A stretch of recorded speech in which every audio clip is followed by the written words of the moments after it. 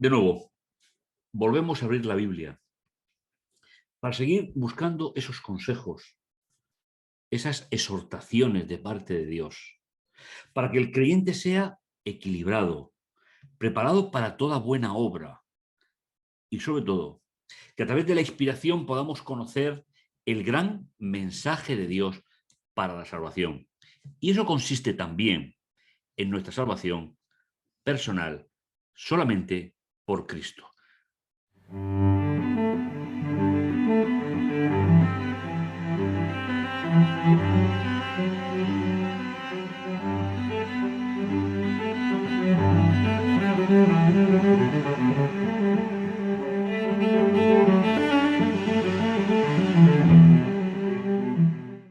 Descanso en el ungido, estudio de la Biblia para el tiempo que vivimos. El tema que nos ocupa, ya estamos en el tema 4, el costo del descanso.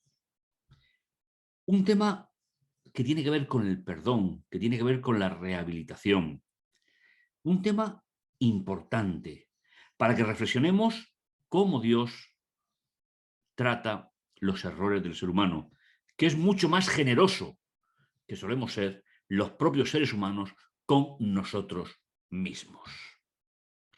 El texto para recordar, el texto para tener en cuenta, que será una muestra de lo que es todo el tema de hoy. Dice, hazme oír tu gozo y alegría, y regocíjense los huesos que abatiste. Aparta tu rostro de mis pecados y borra todas mis iniquidades. Oh Todopoderoso, crea en mí un corazón limpio y renueva un espíritu recto dentro de mí.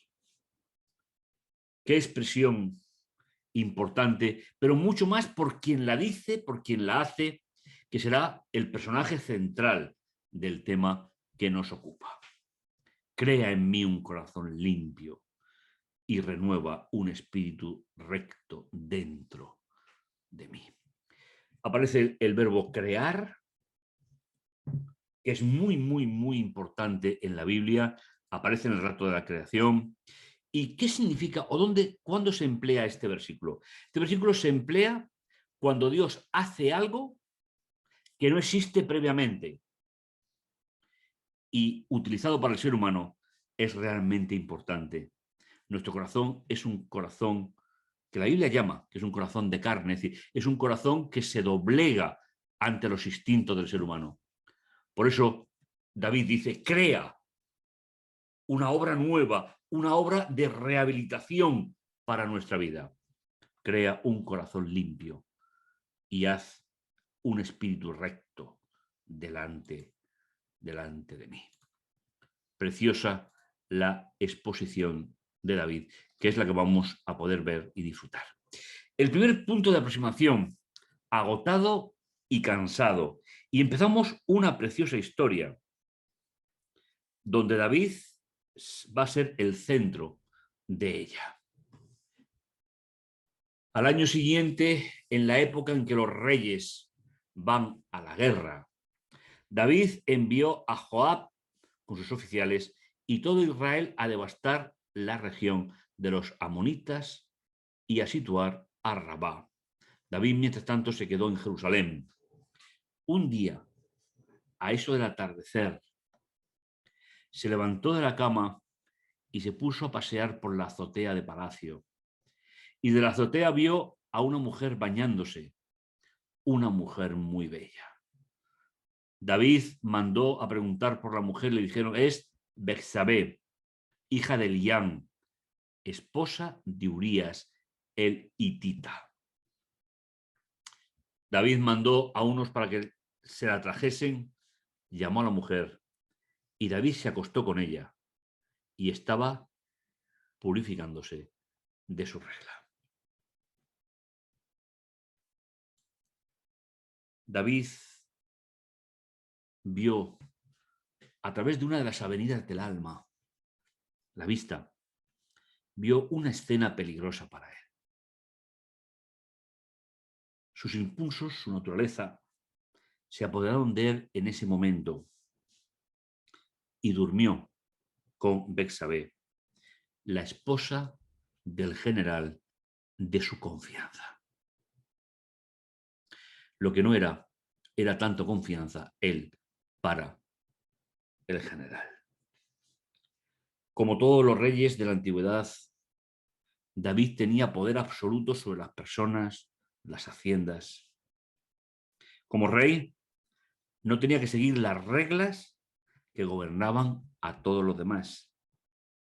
Y sin embargo, la dolorosa historia de la familia de David, después de este momento, que cambió completamente la historia, nos recuerda un hecho importante. Incluso como rey, él no estaba por encima de la ley de Dios. Porque la ley de Dios, como hemos hablado reiteradamente, la ley de Dios muestra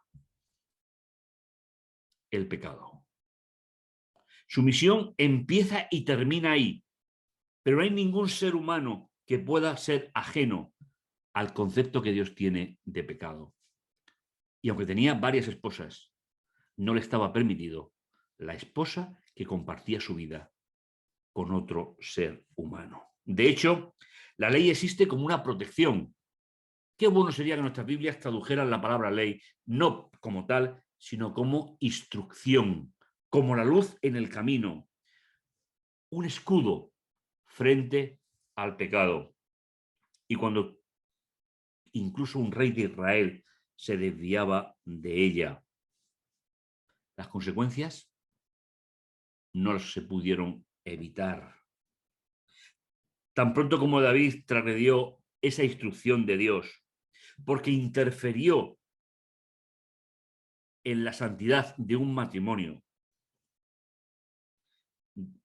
dice, comenzó a sentir sus efectos que marcaban toda su existencia. David pensó que su apaisada aventura había pasado desapercibida. Sin embargo, Betsabé ahora estaba embarazada y su esposo estaba lejos. La historia se torna una historia triste.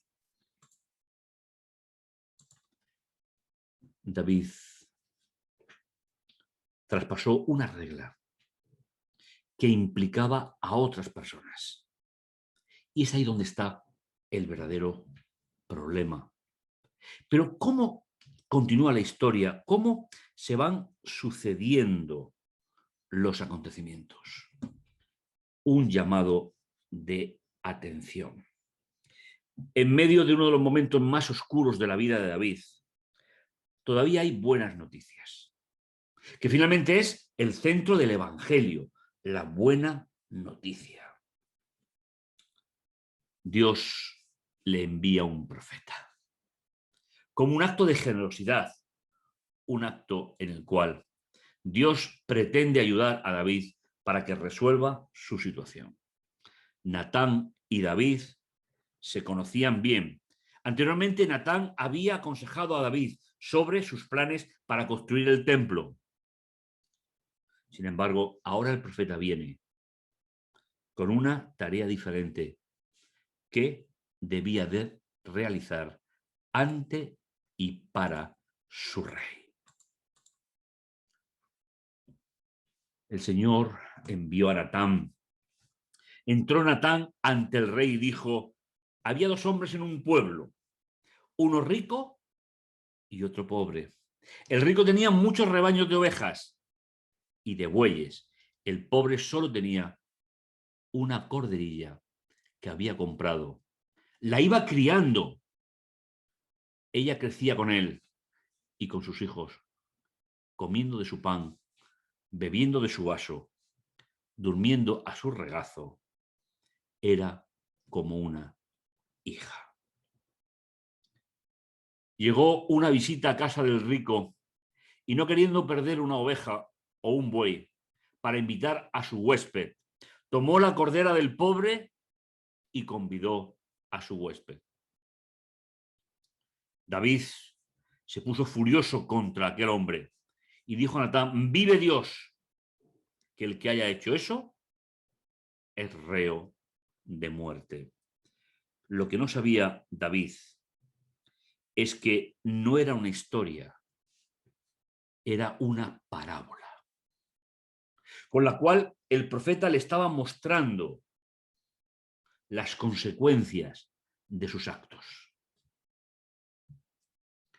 A veces el poder corrompe. Qué difícil es que una persona que tenga poder pueda ser racional a la hora de tratar los temas importantes de su vida. Natán contó esa historia a David. Sabía que David tenía un sentido de justicia e integridad sumamente desarrollados. Como consecuencia, se podía decir que Natán le tendió una trampa y que David cayó directamente en ella. David había pecado. Y en el momento que David se dio cuenta, sintió el dolor que Dios siente cuando uno de sus hijos conscientemente se aparta de su voluntad. Algo hizo un clic en la mente de David. Algo le partió su corazón. Consecuencias. No quiso respetar lo del otro. Pagará 4 veces el valor de la cordera. Entonces Natán dijo a David: eres tú. Así dice el Señor, Dios de Israel. Yo te ungí rey de Israel, de la tribu de Saúl. Te di la hija de tu Señor. Puse en tus brazos sus mujeres. Te di la casa de Israel y de Judá. Y por si fuera poco, te daré otros favores. ¿Por qué te has burlado del Señor haciendo lo que Él reprueba? Has asesinado a Urías para casarte con su mujer, matándolo a él con la espada amonita. Por eso, la espada no se apartará jamás de tu casa por haberte burlado de mí casándote con la mujer de Urías, el hitita.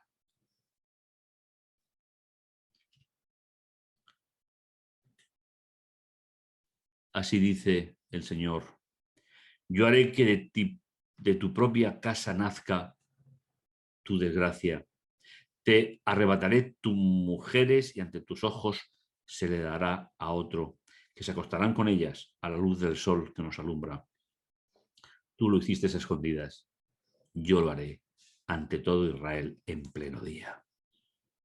Dijo David a Natán: he pecado contra el Señor. El Señor ya ha perdonado tu pecado, no morirás. Pero por haber despreciado al Señor con lo que has hecho, el hijo que te ha nacido no vivirá. La verdad es que la historia es narrada no por contar una historia, sino que la historia es narrada para que aprendamos el camino que Dios ha establecido. David reconoció que se había equivocado en el camino. Ahora le faltaba regresar al punto del encuentro. Cuando pecamos, cuando cogemos direcciones equivocadas, nos hacemos daño a nosotros mismos y a las personas que están involucradas en nuestros actos. Todo daño o agravio que se haga a otros se extiende del injuriado hacia Dios. David había cometido un pecado grave. Había una muerte por medio. Había la disolución de un matrimonio. Solo por orgullo. Pero finalmente, ¿cómo se toma Dios, que no puede proteger la vida de Urías, que no puede proteger la vida de su esposa y que no puede proteger la vida del niño engendrado. Nuestras acciones tienen consecuencias muy, muy serias. ¿Qué significa que David haya quitado el pecado, que Dios se lo haya perdonado? Acababa de hacer borrón y cuenta nueva. Natán marchó a su casa. Se hirió al niño que la mujer de Urías había dado a David y cayó gravemente enfermo. David pidió a Dios por el niño, prolongó su ayuno, de noche se acostaba en el suelo. Los ancianos de su casa intentaron levantarlo, pero él se negó, ni quiso comer nada con ellos. El séptimo día, el niño murió. Los cortesanos de David temieron darle la noticia de que había muerto el niño, porque se decían, si cuando el niño estaba enfermo, vivo le hablamos al rey y no atendía a lo que le decíamos, ¿cómo le diremos ahora que el niño muerto? Hará un disparate. David notó que sus cortesanos andaban cuchicheando y adivinó que había muerto el niño. ¿Ha muerto el niño? Sí, entonces David se levantó del suelo.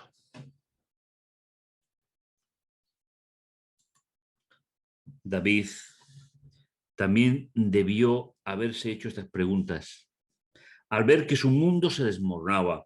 La muerte del bebé, su familia sumida en el caos, su futuro incierto. Y sin embargo, a pesar de las consecuencias de su pecado, que afectó a personas inocentes como Urías y el bebé recién nacido, David también comienza a comprender, y esta es una idea fundamental del mensaje bíblico, a comprender que la gracia de Dios cubrirá todo eso y que algún día se acabarán todas las circunstancias del pecado también. Mientras tanto, puede hallar descanso para su conciencia atribulada por la gracia de Dios. El clamor de misericordia de David apela al amor inagotable de Dios y su gran compasión para cada uno de nosotros. Por eso hay un nuevo comienzo, hay una nueva realidad. David se bañó, se fue al templo a adorar a Dios, se fue a palacio, pidió la comida, se la sirvieron. David empezó a reconstruir su vida. Algo nuevo para David. Y esta es una de las grandes diferencias que existen entre la religión bíblica y las religiones paganas. En las religiones paganas el hombre paga con su vida. La religión bíblica, Dios trata el pecado separado del pecador. Yo sé que a veces pedir perdón nos parece insuficiente por las culturas que arrastramos durante siglos, pero no hay cosa que dignifique más al ser humano que pedir perdón a Dios. David trató su pecado sin querer excusarlo ni pasarlo por alto. Y a continuación, él rogó a Dios. ¿Y qué le pidió? A su Dios, que tanto y bueno lo conocía. El texto se encuentra en el Salmo 57-51. Purifícame con hisopo y seré limpio, lávame y quedaré más blanco que la nieve. Hazme oír gozo, alegría y regocijo en mis huesos abatidos. Aparta o no mires mis pecados y borra todas mis iniquidades. Oh Todopoderoso, crea en mí un corazón limpio, renueva un espíritu recto dentro de mí. Oh Todopoderoso, no me eches de tu presencia, ni quites de mí tu Santo Espíritu.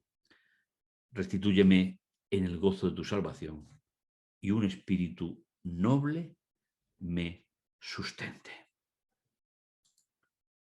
Qué oración más impresionante.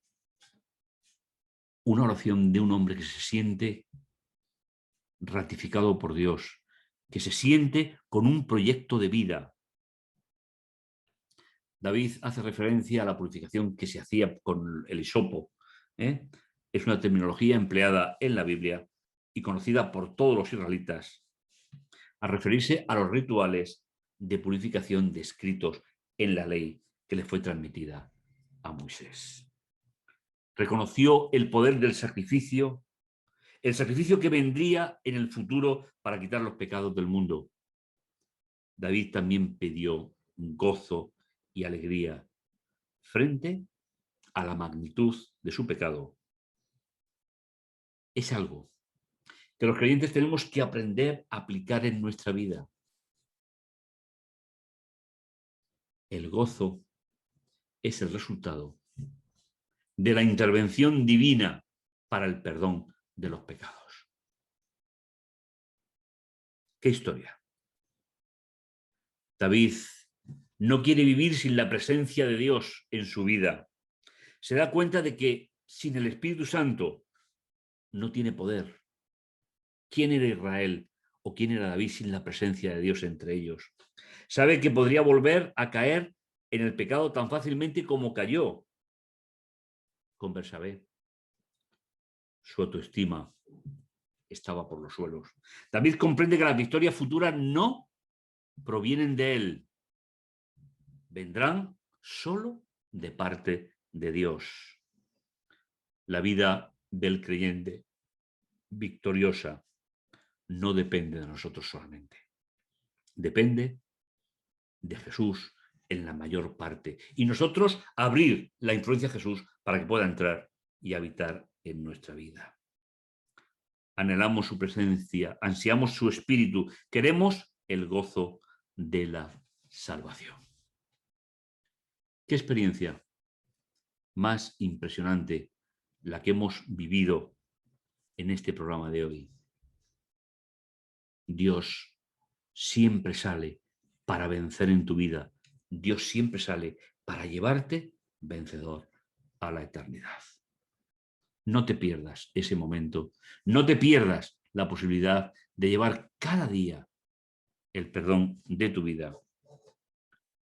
Y no olvides que el costo del descanso no es nada más que poner tu vida en manos de Dios y que Él resuelva todas las consecuencias de nuestra existencia. Seguiremos juntos, seguiremos en el próximo programa. No te lo pierdas. Será una nueva oportunidad de estudiar las necesidades del ser humano y cómo Dios las soluciona, las dirige y las bendice. Nos veremos en el próximo programa. Oramos. Bendito bondadoso Dios que estás en los cielos, santificado sea tu nombre. Señor, te agradecemos el privilegio de ser hijos tuyos, te damos las gracias por ello. Padre Santo, amoroso y tierno, gracias por todo lo que tú nos das, nos bendices, nos diriges. Señor, esa vida a veces separada de ti que llevamos los seres humanos, tú tomas la iniciativa para restaurarla, restituirla, y a ti te damos las gracias por ello. En el dulce nombre de Jesús. Amén. Pues nos encontramos en el próximo programa. No te lo pierdas. Estaremos juntos.